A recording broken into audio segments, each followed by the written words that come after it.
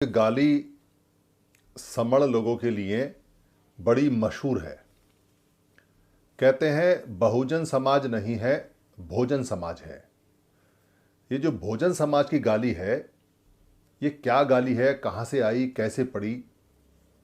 क्योंकि 14 अप्रैल आ रहा है और 14 अप्रैल को फिर लाइन लगाकर भिखमंगों की तरह हाथ फैलाकर लोग पूड़ी सब्जी बांटेंगे, खाएंगे। तो फिर से डॉक्टर अंबेडकर के जो वंशज हैं वो भिखारियों की तरह लाइन में खड़े हो जाएंगे। कहने को भंडारा, कहने को बाबा साहब डॉक्टर अंबेडकर का जयंती दिवस है, पर स्वाभिमान जीरो। जो बाबा साहब अंबेडकर ने गौरव दिया वो जीरो, और सब भिखमंगों की तरह, मंगतों की तरह लाइन में लगाए जाएंगे। एक इसका विश्लेषण कर लेते हैं तो आपको समझ में आ जाएगा कि आप भिखमंगों की औलाद हैं या राजाओं की औलाद हैं, तो आपका व्यवहार कैसा होना चाहिए। पुराने समय में इस तरह के पूड़ी सब्जी के भंडारे या फ्री में खाने की लाइन लगाकर खाने के जो कारज हैं, जो कार्य हैं, वो अगर आप प्राचीन समय में देखेंगे तो जो अनाथ लोग होते थे, बूढ़े, मजबूर, बीमार, शरीर से अपंग, या जो साधु संत तपस्वी ईसी होते थे, या जो ऐसे लोग होते थे जो कुछ नहीं कर पाते थे, उनके लिए पिंडपात, पिंडदान, पिंडचारिका हुआ करती थी। पिंड माने पिंडी, पिंडी माने जो चावल का गोला बना के लोग खाते हैं, उस तरह से उसको बोला जाता है। ये पुराने समय की बात है। पर जब बुद्ध ने भिक्खु संघ बनाया और भिक्खु संघ के नियम बनाए, तो ये मांग के खाने वाली जो आदत थी इसको ख़त्म कर दिया।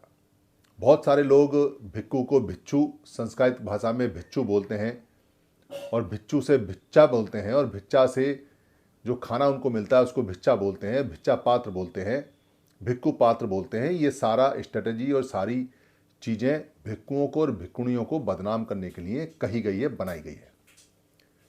बुद्ध ने कभी भी भिखमंगों की तरह या मांगनों की तरह या मंगताओं की तरह कोई लाइन में लगाकर भिक्खुओं को खाने का आदेश या खाने का नियम नहीं दिया। भिक्खु बहुत पहुँचे हुए लोग होते थे, बहुत ज्ञानवान लोग होते थे, बहुत सदाचार का पालन करने वाले होते थे। जो सील और सदाचार, जो सील के नियम थे 311 भिक्खुणियों के लिए और 227 भिक्खुओं के लिए, वो उसका एक एक पालन करते थे। और उसमें कहीं भी नहीं था कि मांग के खाना है या मांग के खाने का कोई रिवाज या परंपरा है। दरअसल भिक्खु को जब खाना दिया जाता था तो भिक्खु उससे पहले पढ़ाया करते थे, घर घर जाकर पढ़ाया करते थे, और पढ़ाने के बाद में पढ़ाने के रूप में वो जो उनको भोजन जीवन जीने के लिए मिलता था, और जो भूख से 20% कम खाना होता था, उसको वो तब तक स्वीकार नहीं करते थे जब तक पिंडपात कराने वाला, खाना देने वाला उनसे 3 बार निवेदन ना करे, उनसे सत्कार के साथ ना करे, और दोनों हाथों से पिंडपात ना करे, दोनों हाथों से खाना ना दे।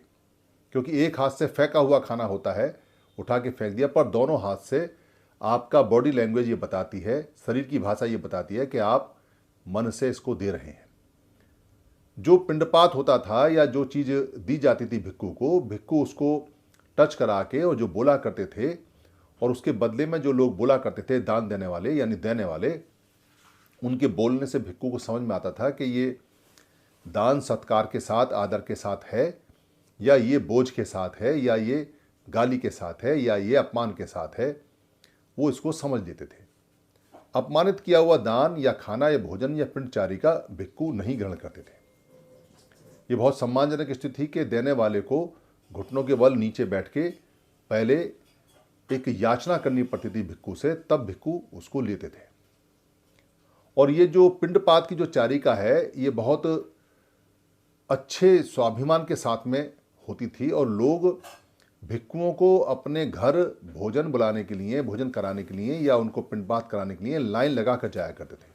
ऐसे बहुत सारे उदाहरण हैं जब भिक्खुओं को, भिक्खु संघ को भोजन कराने के लिए लोगों में बहस हुआ करती थी, लड़ाई हुआ करती थी। ऐसा एक जो महिला का जिक्र भी आता है, जो बुद्ध को इनवाइट करने गई और जब बुद्ध ने इनविटेशन स्वीकार किया तो बहुत खुश हुई।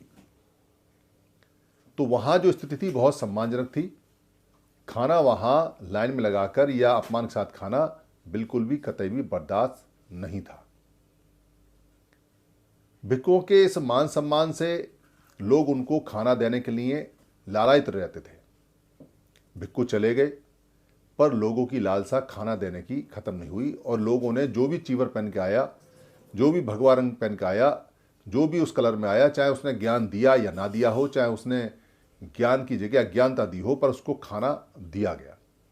आज भी गाँव के अंदर कोई भगवा कलर पहन के आता है तो उसको वही चीवर का सत्कार, उसी चीवर की तरह उसको भोजन पिंडपात मिलता है। और भिक्षुओं ने भी खाने के नियम बहुत ज़बरदस्त थे, क्योंकि बुद्ध ने एक एक चीज़ को स्टडी किया।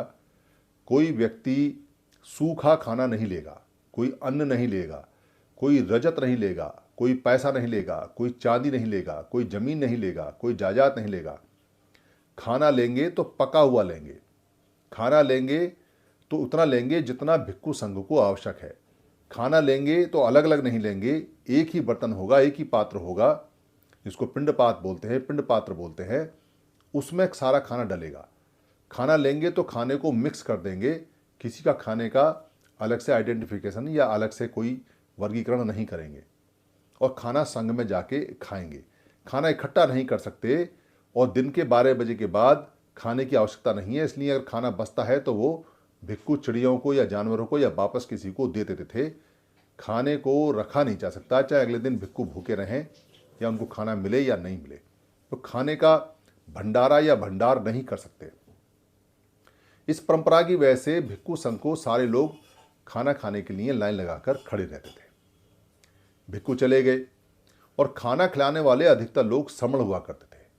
एक भी उदाहरण नहीं है जब समण लोग लाइन में लग के या किसी के यहाँ खाना खाते हों। लोग सिर्फ भिक्षुओं के लिए खाना लेके आते थे। यही परंपरा आज के समय आप थाईलैंड में, जापान में, कोरिया में, चीन में, वर्मा में, श्रीलंका में देख सकते हैं, जहां भिक्षु उसी परंपरा का पालन करते हैं।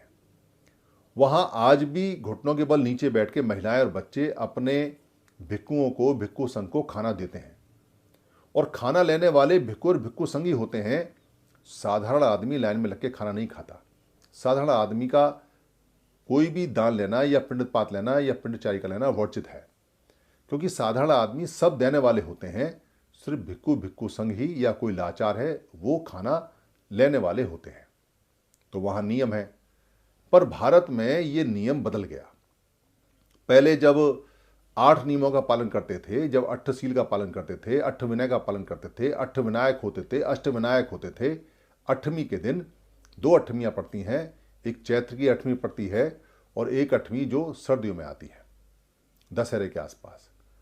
तो उस 8वीं पर भिक्षुओं को भोजन देने के लिए लाइन लगाकर जगह जगह घर के आगे लोग भोजन बना के रखते थे और भिक्षु आते थे और उनको सत्कार के साथ में खाना, भोजन, पिंडपात दिया करते थे।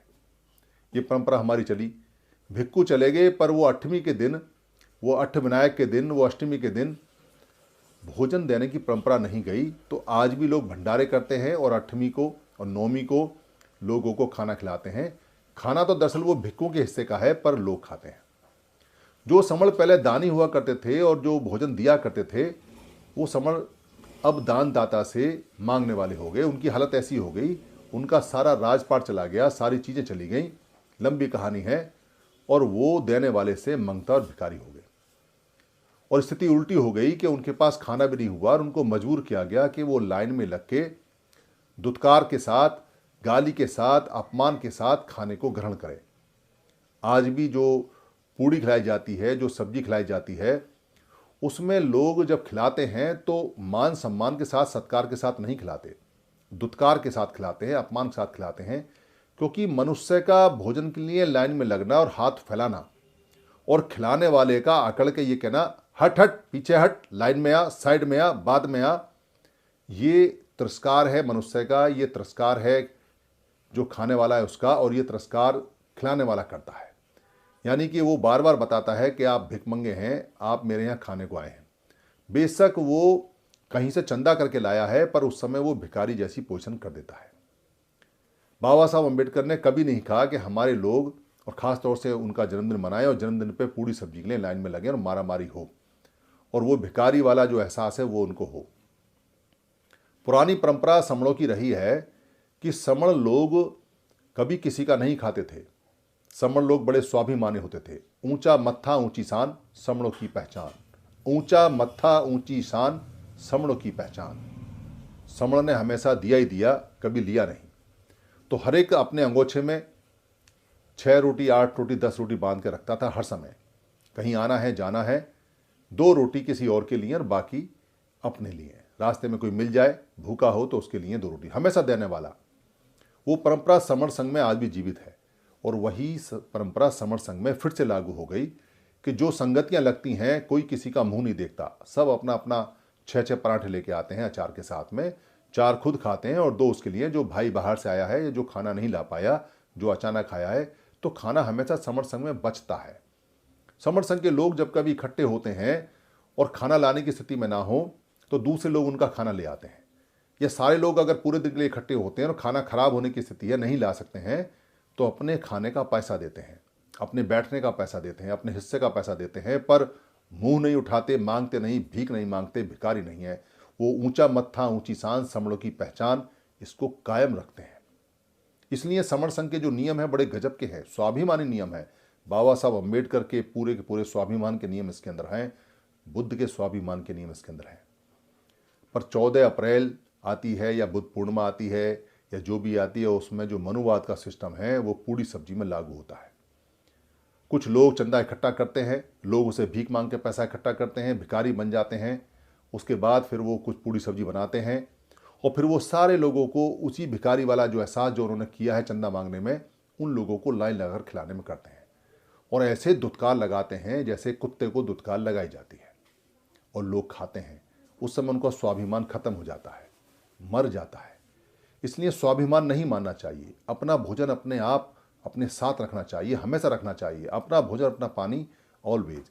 आप बाबा साहब की जयंती मनाने के लिए आ रहे हैं तो बाबा साहब की जयंती में आइए और अपना खाना अपने साथ लाइए और 2 रोटी एक्स्ट्रा लाइए, कोई और साथी है उसके लिए हैं। ये जो भिखारियों जैसी स्थिति है, जिसको गाली पड़ती है हमको कि ये बहुजन समाज नहीं है, ये भोजन समाज है, उस गाली से बचिए। ये बहुत बुरी गाली है। अपने स्वाभिमान को 4 रोटी के लिए बेचिए मत, अपने स्वाभिमान को बचा के रखिए।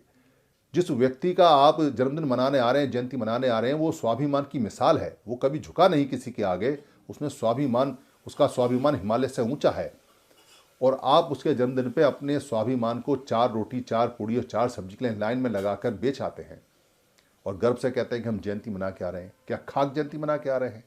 जिस आदमी की जयंती मनानी है, अगर उसकी जयंती मनाते समय आप 6 पराठे 6 रोटी अपने साथ बांध के नहीं ला सकते हैं, अपना खाना खुद नहीं खा सकते हैं, स्वाभिमान से अपना सीना गर्व से ऊंचा नहीं कर सकते हैं, किसी की रोटी खा के आप निगाह नीची करते हैं, क्योंकि कहते हैं कि मुंह खाए और आंख लजाए, कि अगर किसी की रोटी मुंह से खाते हैं तो उसकी आंख नीचे हो जाती हैं, लजा जाती हैं, शर्मा जाती हैं, फिर वो आदमी किसी काम का नहीं रहता। इसलिए आप काम के आदमी बनिए और इस जयंती पर अपना खाना अपने साथ रखिए। ये 2-2 रुपए के बिस्कुट, ये 2-2 रुपए के केले, ये 2-2 रुपए के संतरे और ये 2-2 रुपए की जो आइटमें आती हैं, इनमें बड़ा स्वाभिमान चला जाता है।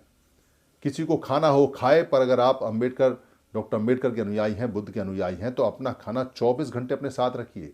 किसी भी संगति में जाइए, किसी भी सम्मेलन में जाइए, किसी भी जगह जाइए, खाना नहीं खाना है, खाना हमेशा अपने अपने पास रखना है।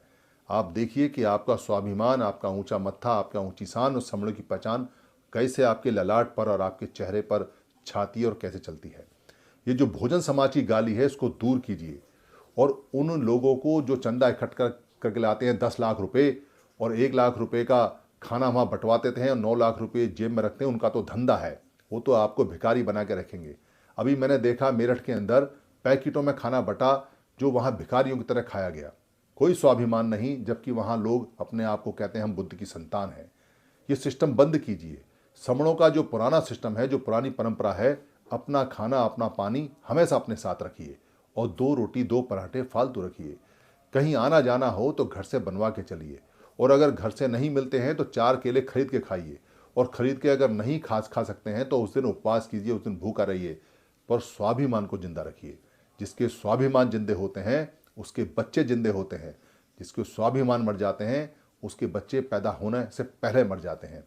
आपको अगर अपने समाज को, अपने संघ को, समण लोगों को बचाना है तो ऊंचा मत्था ऊंची शान, समणों की पहचान, अपना खाना अपना पानी, 24 घंटे अपने साथ, ये वाक्य हमेशा अपने साथ रखिए। देखिए कि कैसे आप क्रांति की तरफ आगे बढ़ते हैं। संघं नमामि, संघं नमामि, संघं नमामि।